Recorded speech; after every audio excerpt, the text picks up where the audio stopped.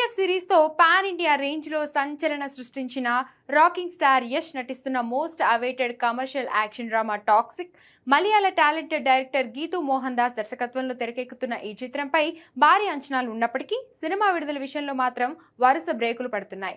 ఇప్పటికే 3 సార్లు డేట్ మార్చుకున్న ఈ చిత్రం తాజాగా జూన్ 4న రిలీజ్ డేట్ ను కూడా వదిలేసుకొని వాయిదా పడింది. అయితే ఈ సినిమా వాయిదా పడటం వెనుక బలమైన బిజినెస్ రీజన్స్ ఉన్నట్లు తెలుస్తుంది.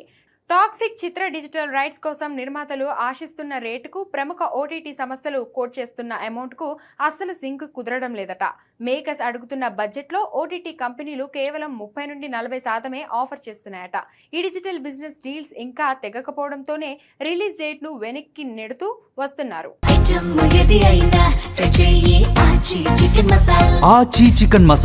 నిజానికి జూన్ రిలీజ్ పక్కా అనుకొని హీరో యష్ ఏప్రిల్లోనే నేషనల్ మీడియాకు ఇంటర్వ్యూలు కూడా ఇచ్చాడు. కానీ అనుకోని బిజినెస్ ఇష్యూస్ వల్ల ఇప్పుడు పబ్లిసిటీని పూర్తిగా పక్కన పెట్టి డైరెక్టర్తో కలిసి పోస్ట్ ప్రొడక్షన్ పనిలో బిజీ అయ్యాడు.